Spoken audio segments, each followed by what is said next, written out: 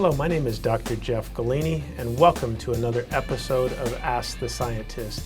This show is about busting myths and answering your questions.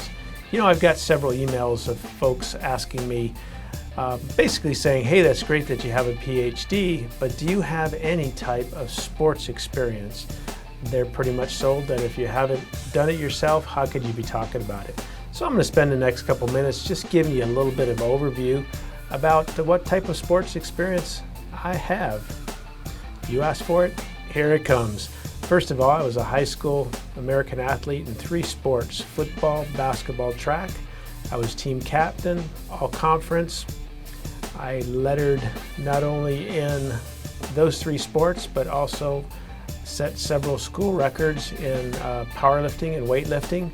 I was inducted into my high school Hall of Fame, which was Clearview High School back in Lorain, Ohio, in the mid-'80s.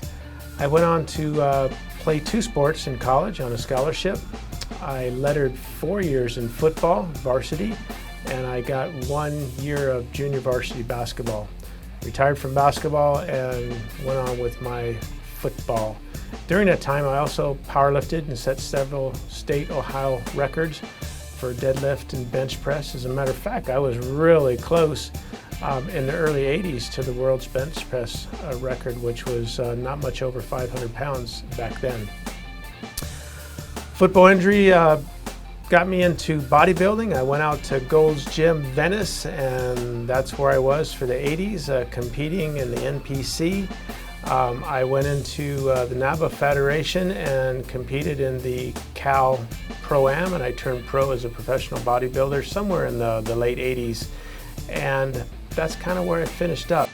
So I've been involved with several sports. I've played, I've coached, I've taught, and then I jumped over on the science side. But along the way, you know, I also was studying nutrition, worked for general nutrition centers for several years, where I kind of got a good idea of what was going on in the industry and what people wanted.